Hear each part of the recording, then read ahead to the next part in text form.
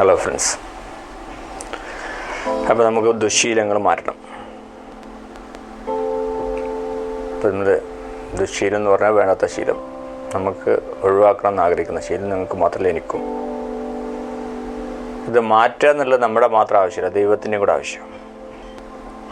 ദൈവം നമ്മളെ ഇഷ്ടപ്പെടുന്നുണ്ടെങ്കിൽ നമ്മൾ ദുശ്ശീലങ്ങൾ മാറ്റാൻ വേണ്ടിയിട്ട് നമ്മൾക്ക് ഇപ്പോൾ ഇതുപോലൊരു സൂചനയായിട്ട് ഇപ്പോൾ നിങ്ങളോട് ഇത് പറയുന്നതിൽ എന്നിൽ ഇത് വേരുന്നേ, അല്ലെങ്കിൽ നിങ്ങൾക്കത് മനസ്സിലാകുകയോ, ഇത് തുടക്കം, ഫസ്റ്റ് സ്റ്റെപ്പ്. ആർക്കും ഒരാളെ കൊണ്ട് മുഴുവനായിട്ട് നേരാക്കാനൊന്നും പറ്റില്ല. എത്തരത്തിലുള്ള മഹാന്മാർ അവരുടെ സ്വന്തം ഏറ്റവും അടുത്ത ബന്ധുക്കളെ ശരിയാക്കാൻ കഴിഞ്ഞിട്ടില്ല. നൂഹ് നബിൻ്റെ നോഹയുടെ പേടകം സ്വന്തം മകനെ പുള്ളിക്കാൻ നോക്കാൻ പറ്റില്ല. പിന്നെ നബിക്ക് തന്നെ സ്വന്തം മുത്താപ്പ സത്യം മനസ്സിലായില്ല. സോ ആർക്കും ആരെയും കൊണ്ടിട്ട് അങ്ങോട്ട് ഫുള്ള് നേരാക്കാനൊന്നും പറ്റില്ല. ദൈവം അവർ നന്നാക്കാൻ ഉദ്ദേശിച്ചിട്ടുണ്ടെങ്കിൽ അത് വർക്കൗട്ട് ചെയ്യാൻ എന്തെങ്കിലും ഇൻസിഡൻറ്റ് മതി, ചിലപ്പോൾ ഇതാവും. ഇനിയിപ്പോൾ ഇതൊന്നും ശരിയായില്ലെന്നുണ്ടെങ്കിൽ ദൈവം അടുത്ത ഓപ്ഷനുണ്ട്. ഇത് ഭയങ്കരമായിട്ടുള്ള നമ്മളെ വ്യസനത്തിലേക്ക് ആഴ്ത്തുന്ന വല്ല ഡിപ്രഷനോ അല്ലെങ്കിൽ ഭയങ്കരമായിട്ടുള്ള സാമ്പത്തിക നഷ്ടങ്ങളോ അല്ലെങ്കിൽ ഭയങ്കര പരാജയങ്ങളോ എവിടെയെങ്കിലും, അത് നമ്മൾ ഇരുത്തി മേപ്പോട്ട് കിടന്നിങ്ങനെ ചിന്തിപ്പിക്കുന്നു. നമ്മൾ ഈ ജീവിതത്തിൻ്റെ ഈ നട്ട്ഷെല്ലിൽ നമ്മൾ തന്നെ ക്രിയേറ്റ് ചെയ്തിട്ടുള്ള ഈ ലോകത്തിങ്ങനെ ജീവിച്ചു കൊണ്ടിരിക്കുമ്പോൾ അതിൽ നിന്ന് പുറത്തു കൊണ്ടുവന്ന് ഇതാണ് ജീവിതം എന്ന് കാട്ടിത്തരുന്ന രീതിയിലുള്ള ഒരു അവസ്ഥയിലേക്ക് നമ്മൾ എത്തിച്ചേക്കാം. എന്നിട്ടും നമ്മൾ നേരായില്ല എന്നുണ്ടെങ്കിൽ ഇനി അറ്റക്ക് ചെയ്യാം. അതായത് ഇവിടെ നിന്ന് അങ്ങോട്ടില്ല, മാരകമായിട്ടുള്ളൊരു അസുഖം. അപ്പോൾ ആ ഘട്ടത്തിൽ ഇതൊക്കെ എൻ്റെ ലക്ഷ്യം എന്താ വെച്ചാൽ നമ്മളെ കോൺഷ്യസ് ആക്കുക എന്നുള്ളത്. നമ്മൾ അബോധമായിട്ട് മുന്നോട്ട് നീങ്ങുമ്പോൾ നമ്മളെ ബോധത്തിലേക്ക് കൊണ്ടുവരികയാണ്. ഇങ്ങനെ ബോധത്തിലൂടെ വന്ന് നമുക്ക് കുറേ ആൾക്കാർ നമ്മൾ കണ്ടോ, ചിലരൊക്കെ ഭയങ്കരമായിട്ടുള്ള അസുഖമോ അല്ലെങ്കിൽ 2 ആഴ്ച ഒളിഞ്ഞ് മരിക്കാൻ, പക്ഷേ വളരെ ശാന്തഭാവത്തിലായിരിക്കും അവരിയ്ക്കുന്നത്. മരിക്കുമ്പോൾ വരെ പുഞ്ചിരിച്ചുകൊണ്ട് അവർ മരിക്കും. കാരണം എന്താ, അവർക്ക് കാര്യം പിടുത്തം കിട്ടി. അവർ പെട്ടെന്ന് ഒരു ഭയങ്കരമായ അസുഖം വന്നപ്പോൾ എന്താ ആദ്യം സംഭവിച്ചത്? എല്ലാവരെയും പോലെ തന്നെ അയാളും ഷോക്കഡായി. ജീവിതം കീഴ്മേൽ മറിയാണ്, നമ്മുടെ മുന്നിലുള്ള ലോകം പാടെ മാറിയാണ്. നമുക്കത് ഉൾക്കൊള്ളാൻ കഴിയില്ല, അത് ഷോക്കഡാവും നമ്മൾ. പിന്നെ നമുക്ക് ഭയങ്കരമായിട്ടുള്ള ദേഷ്യം വരും. എന്താ എനിക്കും മാത്രം ഇങ്ങനെ, എന്താ എനിക്കിങ്ങനെ സംഭവിച്ചത്?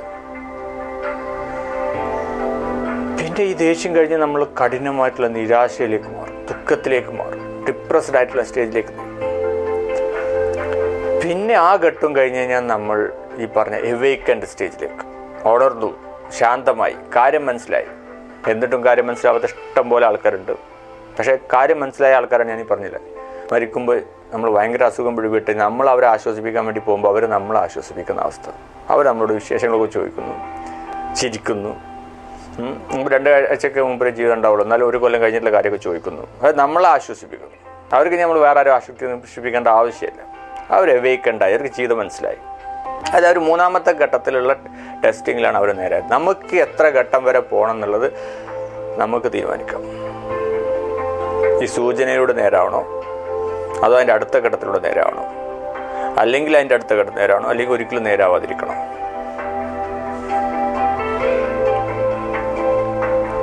ഇപ്പോൾ ഈ മനുഷ്യന് ഞാൻ പറഞ്ഞല്ലോ അബോധമായിട്ടുള്ള അവസ്ഥ, ഈ അവസ്ഥ സൃഷ്ടിക്കപ്പെടുന്നത് എങ്ങനെയെന്ന് വെച്ചാൽ, ഇപ്പോൾ നമ്മൾ ജനിക്കുന്ന സമയത്ത് നമ്മൾ പ്യുവറാണ്, നമ്മൾ ആരും ഒന്നും സ്വാധീനിച്ചിട്ടില്ല. നമ്മളുടെ സോൾ അത്യന്തികം അതിൻ്റെ യഥാർത്ഥ സ്റ്റേജിൽ നിൽക്കുക. അത് കണ്ടാമിനേറ്റഡ് ആയിട്ടില്ല, അത് മലിനമാക്കപ്പെട്ടിട്ടില്ല. ആ ഒരു സ്റ്റേജ് നമ്മൾ കുട്ടികളെ കണ്ടില്ലേ, ഒരു 3 വയസ്സ് വരെയുള്ള കുട്ടികളുടെ മുഖത്തേക്ക് നോക്കിക്കഴിഞ്ഞാൽ അവർക്ക് ഒന്നുമില്ല. അത് ലോകത്തിനൊരു ബ്ലാങ്ക് കമ്പ്യൂട്ടറാണ്. അവരെ കമ്പ്യൂട്ടറിലേക്കൊന്നും നമ്മൾ ഫീഡ് ചെയ്തിട്ടില്ല, ബ്ലാങ്ക് പീസിയാണ്. പക്ഷേ ബോധം വരുന്ന കാര്യങ്ങൾ മനസ്സിലാക്കാൻ തുടങ്ങുന്നതോടുകൂടി നമ്മളുടെ മനസ്സിലേക്ക് കാര്യങ്ങൾ ഫീഡഡ് ആവാൻ തുടങ്ങി, നമ്മുടെ ലോകം സൃഷ്ടിക്കപ്പെടാൻ തുടങ്ങി. അത് ആദ്യം നമ്മുടെ മാതാപിതാക്കളുടെ ആയിരിക്കും, പിന്നെ അധ്യാപകർ, സമൂഹം. അങ്ങനെ ഒരു ടീനേജിലാകുമ്പോൾ നമുക്കൊരു അന്തസ്സംഘർഷം, ശരിയേത് തെറ്റേത് എല്ലാം കഴിഞ്ഞ് യൗവനത്തിലാകുന്നതോടുകൂടി സെറ്റായി നമ്മുടെ ലോകം സൃഷ്ടിച്ചു കഴിഞ്ഞു. പിന്നെ നമുക്ക് അതിൻ്റെ അപ്പുറത്തേക്ക് കാണാൻ കഴിയില്ല. നമ്മൾ നോക്കുന്നത് മുഴുവൻ അതിൻ്റെ ഒരു ബൗണ്ടറിക്കുള്ളിൽ നിന്നുകൊണ്ടിരിക്കും. എൻ്റെ ശരികൾ മറ്റുള്ളവൻ്റെ ഒക്കെ തെറ്റാണ്. അതേ ബൗണ്ടറിക്കുള്ളിൽ നിന്നിട്ട് അയാൾ ശരി എന്ന് പറയുന്ന കാര്യം എൻ്റെ കൗണ്ടറിൽ തെറ്റാണ്, ഞാൻ പറയുന്നത് തെറ്റാണ്. എൻ്റെ മതമാണ് ശരി, എൻ്റെ രാഷ്ട്രീയമാണ് ശരി, എൻ്റെ കാഴ്ചപ്പാടുകളാണ് ശരി, ഞാൻ പറയുന്നതാണ് ശരി, ഇതാണ് ശരി. അതേ അളവിൽ തന്നെ അതേ വിശ്വാസത്തോടുകൂടി അതേ സ്ട്രെങ്ത്തോടു കൂടി അപ്പുറത്തും ഒരാൾ പറയുന്നുണ്ട് എൻ്റെതാണ് ശരി, ഞാനാണ് ശരി. കാരണം അത് അയാളുടെ ലോകം. ഇത്രയും കാലം കൊണ്ട് സൃഷ്ടിക്കപ്പെട്ട അനക്ഷൽ ഒരു കോട്ട. ആ കോട്ടക്കുള്ളിൽ നിന്നിട്ടാണ് അയാൾ സംസാരിക്കുന്നത്. അതിൻ്റെ പുറത്തേക്ക് തലയിട്ട് നോക്കാൻ അവിടെയും ലോകമുണ്ട്, അവിടെയും ശരികളുണ്ട്, അവിടെയും മനുഷ്യന്മാരുണ്ട്, നമ്മൾ ചിന്തിക്കുന്ന പോലെ ചിന്തിക്കുന്ന വേറെയും ആളുകളുണ്ട് എന്ന് നമ്മൾ ചിന്തിക്കില്ല. ഈ കോട്ട തകരണം. അതിനാണ് ഈ പറഞ്ഞ പോലെ അതിന് ദൈവത്തിൻ്റെ അടുത്ത് നിന്നുള്ള ഓരോ സൂചനകൾ. അടുത്ത ഘട്ടം മാരകമായിട്ടുള്ള അസുഖം, കോട്ട തകരണം. അപ്പം ആൾക്ക് വെളിച്ചം കിട്ടും. യെസ്, ഇതുവരെ ഈ പ്രപഞ്ചം കീഴടക്കി ഞാനാണ് ദൈവം എന്ന് പറഞ്ഞ ഒരു മനുഷ്യന്മാരുണ്ട്. എന്താണ് ഈ പ്രപഞ്ചം? പറയുന്ന ആൾക്ക് ബോധമില്ല എന്നുള്ളതിൻ്റെ തെളിവ് നമ്മൾ തന്നെ ആലോചിച്ചാൽ മതി. ഇപ്പോൾ പ്രോക്സിമ സെഞ്ചുറിയാണ് നമ്മുടെ അടുത്തുള്ള സ്റ്റാർ, ഏറ്റവും അടുത്ത സ്റ്റാർ. ഈ സ്റ്റാറിൽ നിന്ന് ഒരു ലൈറ്റ് കണ്ടെത്താൻ 4.3 years എടുക്കും. അതായത് ഇപ്പോൾ നമ്മളിപ്പോൾ ഒരു സ്റ്റാറിനെ കാണുന്നുണ്ടെങ്കിൽ നമുക്കിപ്പോൾ ആ സ്റ്റാർ അവിടെ ഉണ്ടെന്ന് പറയാൻ പറ്റില്ല. നമുക്ക് പറയാം 4 വർഷം മുമ്പ് ആ സ്റ്റാർ അവിടെ ഉണ്ട്. പ്രകാശത്തിൻ്റെ വേഗത എന്താണെന്നറിയോ? 1 സെക്കൻഡിൽ 3 ലക്ഷം കിലോമീറ്ററാണ്. അതായത് ചന്ദ്രനിൽ നിന്നൊരു ലൈറ്റ് കണ്ടെത്താൻ 1.5 minute മതി, 1.5 സെക്കൻഡ് മതി. സൂര്യനെടുത്താൻ 8 minute മതി. അത്രയും വേഗതയിൽ സഞ്ചരിക്കുന്ന പ്രകാശം ഈ പ്രോക്സിമ സെഞ്ചുറി നമ്മുടെ ഏറ്റവും അടുത്തുള്ള സ്റ്റാറിൽ നിന്ന് കണ്ടെത്താൻ 4 വർഷം 3 മാസം വേണം. ഇങ്ങനത്തെ എത്ര പ്രോക്സിമ സെഞ്ചുറികൾ, എത്ര സ്റ്റാർസ്, കോടാനക്കോടി. മനസ്സിൽ നിന്ന് കാണുക ഈ പ്രപഞ്ചത്തിൻ്റെ വ്യാപ്തി. പക്ഷെ അവിടെ അവസാനിക്കുന്നില്ല എന്നുള്ളതാണ്. അതൊരു ഗാലക്സിയാണ്, ഒരു നക്ഷത്ര സമൂഹം. ഇങ്ങനത്തെ എത്ര നക്ഷത്ര സമൂഹങ്ങൾ. ഇതാണ് പ്രപഞ്ചം. അതിൻ്റെ അപ്പുറത്തുണ്ടോ നമുക്കറിയില്ല. ഇപ്പോൾ ചില ഗാലക്സിയൊക്കെ ഇവിടെ നോക്കിയാൽ സ്റ്റാറായിട്ട് കാണും. അതായത് കുറേ നക്ഷത്രങ്ങളുടെ ഒരു സമൂഹം ഇവിടുന്ന് സ്റ്റാറായിട്ട് കാണും. കാരണം അത്രയും ദൂരമായതുകൊണ്ട്. ഇങ്ങനത്തെ വ്യാപ്തിയിരിക്കുന്ന പ്രപഞ്ചത്തിൽ, അതായത് ഇപ്പോൾ ഈ ഭൂമി എന്ന് പറഞ്ഞു കഴിഞ്ഞാൽ ഈ പ്രപഞ്ചത്തിനായിട്ട് കമ്പയർ ചെയ്യണമെങ്കിൽ ഒരു പൊടി എന്നൊക്കെ പറയാം. അതും പറയാൻ പറ്റുമോ അല്ലേ? പൊടിയും നമുക്കറിയാം ഒരു വ്യാപ്തി ഉണ്ട്. പൊടിയല്ല, ആ പൊടിൻ്റെ മുകളിലിരിക്കാൻ നമ്മളുടെ സൈസ് ഒന്ന് ആലോചിച്ച് നോക്കും. അതും ചെറിയ കാലഘട്ടം മാത്രം എക്സ്പീരിയൻസ് ചെയ്യാമെന്നാണ് നമ്മൾ പറയാണ്. Yes, I conquered the world. ഈ ട്രൂ നമ്മൾ ആരാണെന്നുള്ള സത്യം നമ്മൾ തിരിച്ചറിയുന്നില്ല. നമ്മൾ അഹങ്കരിക്കണം, നമുക്ക് ഈഗോ, നമ്മൾ വന്നിട്ട് പോകാനുള്ളവരെന്നുള്ള ഒരു ചിന്തയും നമുക്കില്ല. അതിൻ്റെ ഇടയിൽ ഇപ്പോൾ ഒരു ടെസ്റ്റിങ്.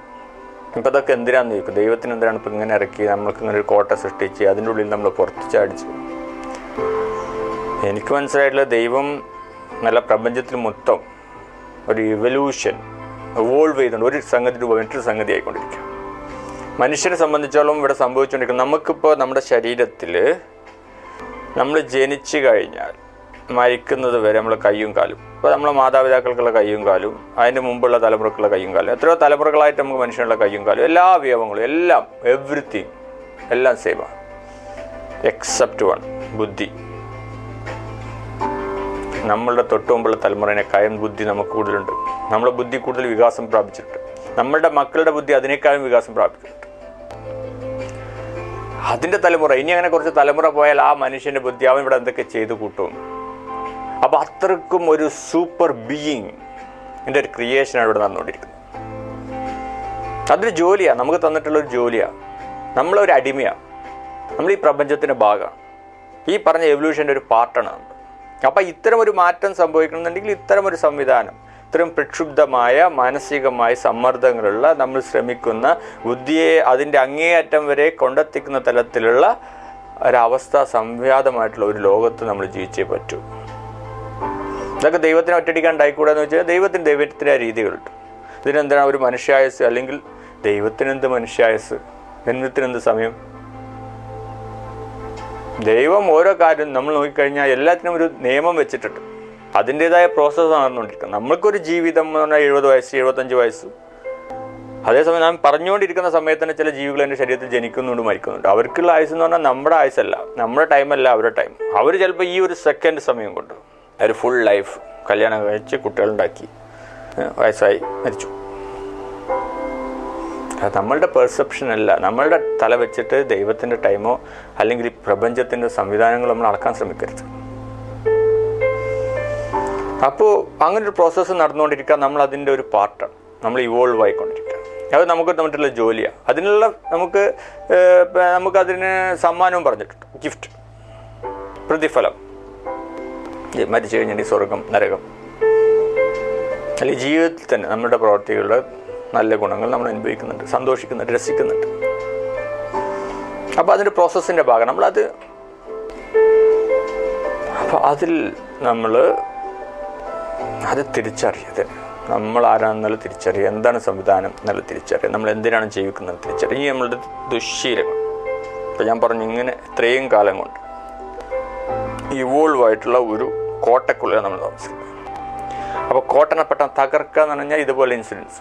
ഇപ്പോൾ മോഹൻലാൽ കള്ളുടി നിർത്തിയതില്ല, നമ്മുടെ മോഹൻലാലിൻ്റെ ഇപ്പോഴത്തെ ഞാൻ പറഞ്ഞത് ക്യാരക്ടറാണ്, അത് സ്പിരിറ്റ് എന്ന് പറഞ്ഞ സിനിമയിൽ മോഹൻലാൽ കള്ളുടി നിർത്തി. എങ്ങനെയാണ് മോഹൻലാലിൻ്റെ സ്വന്തം സുഹൃത്ത് സ്വന്തം മടിയിൽ വന്നിട്ട് ചോര ഛർദ്ദിച്ച് മരിച്ചു. മോഹൻലാലിന് സത്യം മനസ്സിലായി, നിർത്തി. അതേപോലെ ഒരു ഇൻസിഡൻറ്റ് നമ്മൾ സുഹൃത്ത് തന്നെ ആയിക്കൊണ്ടല്ല നമ്മൾ ചോര ഛർദ്ദിക്കുന്നത്. ഇപ്പോൾ നമ്മളാവും അങ്ങോട്ട് പോകണോ? ഇത്രയും വലിയൊരു ഇൻസിഡൻറ്റ് വേണം നമുക്ക് കാര്യം മനസ്സിലാക്കാൻ. അപ്പോൾ നമുക്കിത് മാറ്റാൻ കഴിയുന്നില്ല. അതിൻ്റെ കാരണം ഇതാണ്, നമ്മളല്ല എത്രയോ കാലങ്ങളായിട്ട് ഇവോൾവ് ആയിട്ടുള്ള എന്ത് കാര്യം നമ്മൾ ആവർത്തിച്ച് ചെയ്ത് കഴിഞ്ഞാൽ നമ്മുടെ മനസ്സിൽ, നമ്മുടെ ശരീരത്തിലൊരു നെറ്റ്വർക്ക്, അതിന് അനുഗുണമായിട്ടുള്ളൊരു സംവിധാനം സംജാതമായിട്ടുണ്ട്. അതിനെ ഓവർകം ചെയ്യുക എന്ന് പറഞ്ഞിട്ടുണ്ടെങ്കിൽ ഇറ്റ്സ് നോട്ട് ഈസി. അപ്പോൾ നമ്മൾ ഒരു ദിവസം കൊണ്ട് മാറണമെങ്കിൽ ഇങ്ങനത്തെ ഒരു സംഭവം, അല്ലെങ്കിൽ ദൈവം തന്നെ നേരിട്ടിട്ടുള്ള പരിപാടികൾ പറഞ്ഞല്ലോ, അതൊക്കെ പെട്ടെന്ന് മാറും. അല്ലാത്ത ആളുകൾക്ക് ചെയ്യാൻ പറ്റുന്നത് ആദ്യം നമ്മൾ ചെയ്യേണ്ടത് നമ്മൾ പഠിച്ചിട്ടുള്ള കാര്യം. കാരണം നമുക്കൊക്കെ എത്ര നമ്മളുടെ ശരി ഞാനാണ് ശരി എന്ന് കണ്ണുമടച്ച് നമ്മൾ പറയുന്നുണ്ടെങ്കിൽ നമ്മുടെ ഉള്ളിൻ്റെ ഉള്ളിൽ നോ, സംതിങ് എൽസ്. ഈ പറഞ്ഞ സമൂഹമല്ല, എന്നെ വളർത്തിക്കൊണ്ടുവന്ന ആ സംവിധാനമല്ലാത്ത ഒരു സത്യം അതിൻ്റെ അപ്പുറത്ത് ഞാൻ കാണുന്നു, ഒരു സൂചന പോലെ, ഒരു വെളിച്ചം. അപ്പോൾ നമ്മളതിനും പിന്തുടരുക, സമൂഹത്തിനൊപ്പം പിന്തുടരുക എന്നിട്ടില്ല, നമ്മൾ ഇൻഡിവിജ്വലായിട്ട്.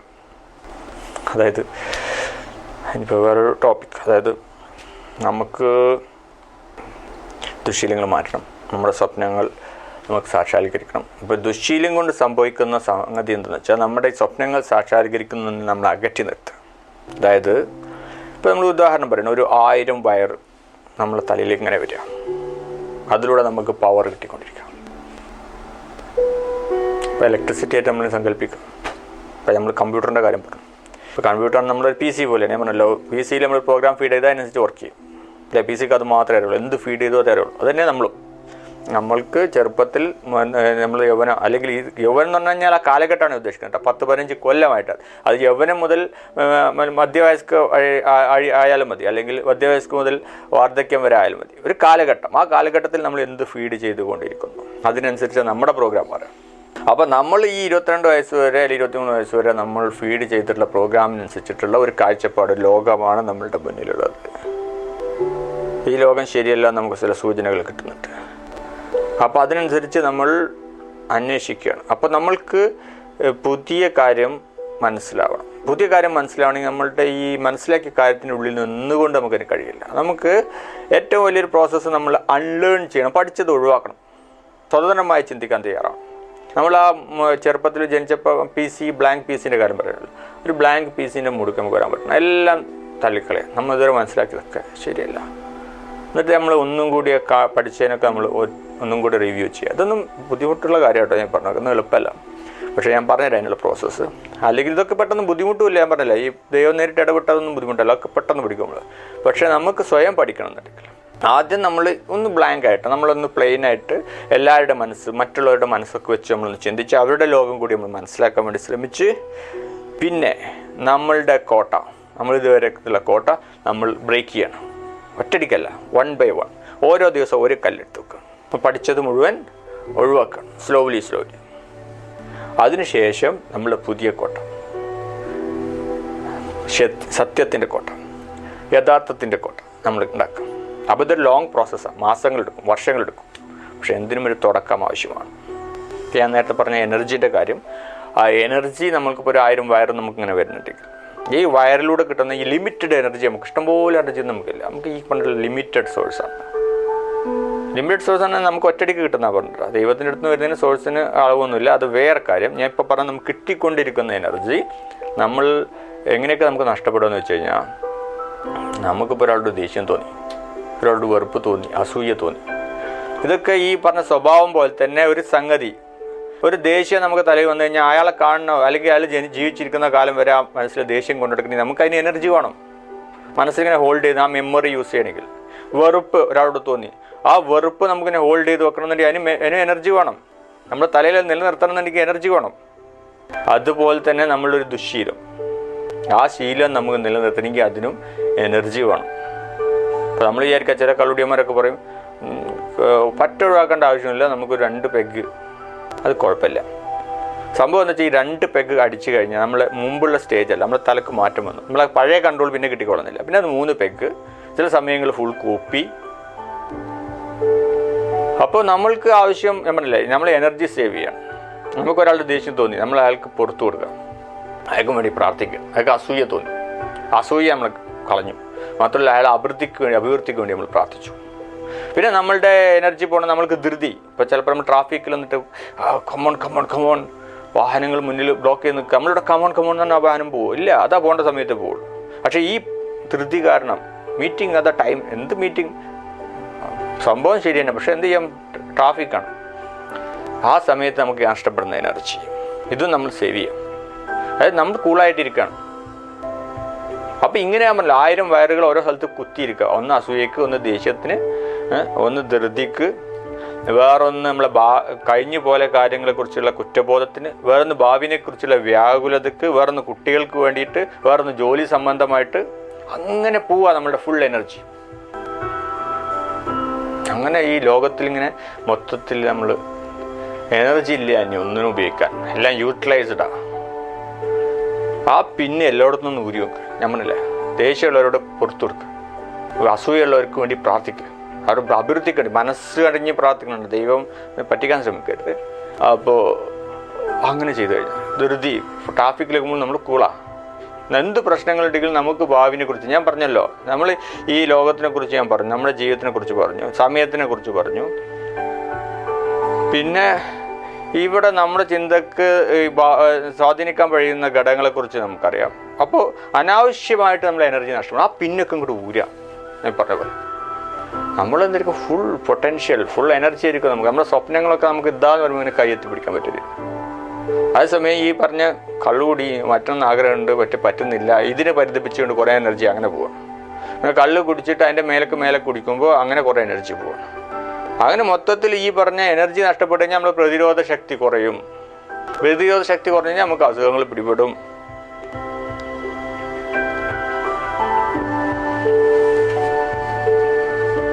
അപ്പം ഞാൻ ഇതിൻ്റെ ബാക്ക്ഗ്രൗണ്ടാണ് പറയുന്നത്. നമുക്ക് ഒരു ദുശ്ശീലം മാറ്റുന്നുണ്ടെങ്കിൽ പെട്ടെന്ന് കഴിഞ്ഞെന്ന് വരില്ല. പക്ഷേ ആദ്യം പഠിച്ചത് നമ്മൾ അൺലേൺ ചെയ്യണം. ഓരോ ബ്രിക്ക് വെച്ച് എടുത്ത് വെക്കണം. കോട്ടണം ഒരു പുതിയ കോട്ട ഓരോ ബ്രിക്ക് വെച്ചിട്ട് നമ്മൾ കെട്ടണം. പിന്നെ മാത്രമല്ല, നമുക്ക് ഒരു ഹാബിറ്റ്, ഒരു ഹോബി മാറ്റണമെന്നുണ്ട്, ഒരു കള്ളുടി മാറ്റണമെന്നുണ്ട്, നമുക്ക് അതിന് തത്തുല്യമായിട്ടുള്ള വേറൊരു ഹോബി നോക്കണം. റീപ്ലേസ്മെൻറ്റ് വേണം. അല്ലെങ്കിൽ വാക്വം, വെറുതെ ആകുമ്പോൾ പിന്നെയും നമ്മൾ അയക്കാൻ പോകും. അപ്പോൾ അതിന് പകരം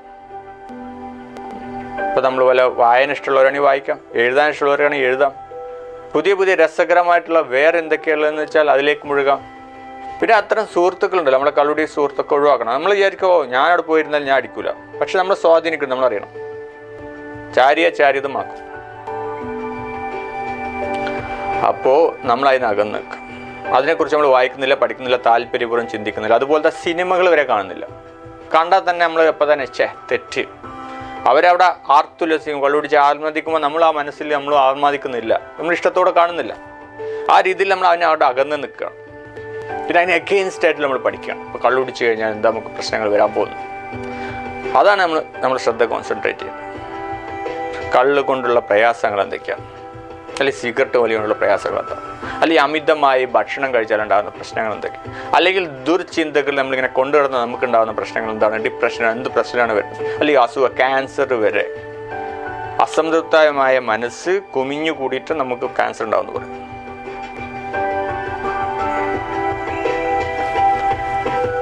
ചുരുക്കി പറയാൻ നമുക്കൊരു റീപ്ലേസ്മെൻറ്റ് വേണം. ഇപ്പോൾ സ്പിരിച്വാലിറ്റി, ദൈവത്തിലേക്ക് അടുക്കുക, നല്ലൊരു ഹോബിയാണ്.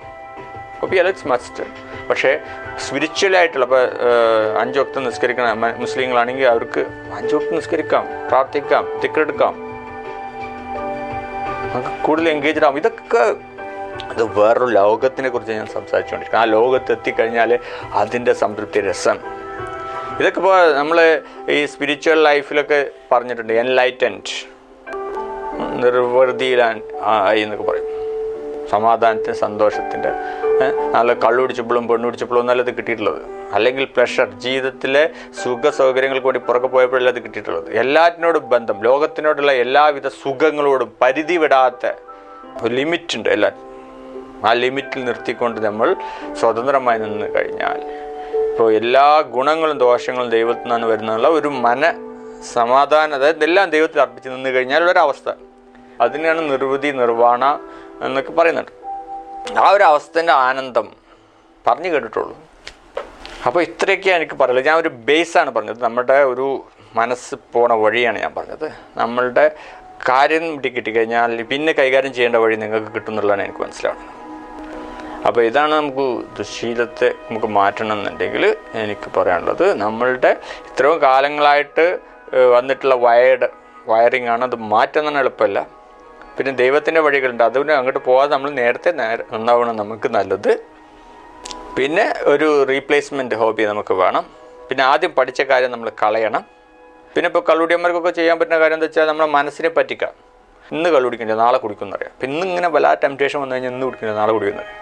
നാളെ എത്തിക്കഴിഞ്ഞാൽ പിന്നെയും നാളെ, അത് നാളെ ഒരിക്കലും സംഭവിക്കരുത്. ഇനി പരാജയപ്പെട്ടാൽ തന്നെ ചില കേസിൽ നമ്മളിപ്പോൾ ഒരു 15 ദിവസം നിർത്തി, അല്ലെങ്കിൽ 30 ദിവസം നിർത്തി, അല്ലെങ്കിൽ 1 കൊല്ലം നിർത്തി, വീണ്ടും തുടങ്ങി. നിരാശപ്പെടേണ്ട ആവശ്യമില്ല. അങ്ങനെയാണ് മനുഷ്യൻ്റെ പോക്ക്. പെട്ടെന്ന് മാറ്റാൻ പറ്റില്ല. പക്ഷേ ആ കാലത്തെ പരിചയം നിങ്ങൾക്കൊരു ബലം നൽകിയിട്ട്, ശക്തി നൽകിയിട്ടുണ്ട്, നിങ്ങൾക്ക് പുതിയ മസിൽസ് ബിൽഡായിട്ടുണ്ട്, നിങ്ങൾ പുതിയൊരു ചിത്രം, വേറൊരു കാര്യം കൂടി ഇപ്പോൾ നിങ്ങൾ മനസ്സിനറിയാം. അത് എളുപ്പമാണ് പിന്നെ അഡോപ്റ്റ് ചെയ്യാൻ. വീണ്ടും ശ്രമിക്കുക, പരാജയപ്പെടരുത്. അപ്പോൾ മനസ്സിലെന്തായി, പഴയ പ്രോഗ്രാം പോയി, പുതിയ പ്രോഗ്രാം കയറി, അല്ലെങ്കിൽ പഴയ പ്രോഗ്രാമിൽ ശക്തിയായിട്ട് പുതിയ പ്രോഗ്രാം വന്നു. അപ്പം നിങ്ങൾ കാലം കൊണ്ട് മാറും. എന്തിനും ഫസ്റ്റ് സ്റ്റെപ്പ് എന്നെ കൊണ്ട് കഴിയില്ല എന്ന് പറഞ്ഞു കഴിഞ്ഞാൽ ഒന്നും സംഭവിക്കാൻ പോകുന്നില്ല. കഴിയുമെന്നുള്ള ചിന്തയോടുകൂടി ഫസ്റ്റ്, ഇപ്പോൾ നിങ്ങളിപ്പോൾ വീഡിയോ കാണുന്നത് അതുകൊണ്ടായിരിക്കുമല്ലോ, നിങ്ങൾക്ക് ആഗ്രഹമുണ്ട്, ഇപ്പോൾ കുറേ കാര്യങ്ങൾ നിങ്ങൾക്ക് മനസ്സിലായി. ഇനി എന്താ ചെയ്യേണ്ടതെന്നുള്ളത് നിങ്ങൾക്ക് കഴിയും. അതിനൊരു പ്ലാൻ തയ്യാറാക്കിയിട്ട് സ്റ്റെപ്പ് ബൈ സ്റ്റെപ്പായിട്ട്. പരാജയപ്പെട്ടവരാണ് ഞാൻ പറഞ്ഞല്ലോ, ഒരിക്കലും നിരാശപ്പെടേണ്ട കാര്യമില്ല. Try again. വിജയം നിങ്ങളുടേതാണ്, ഷുവർ.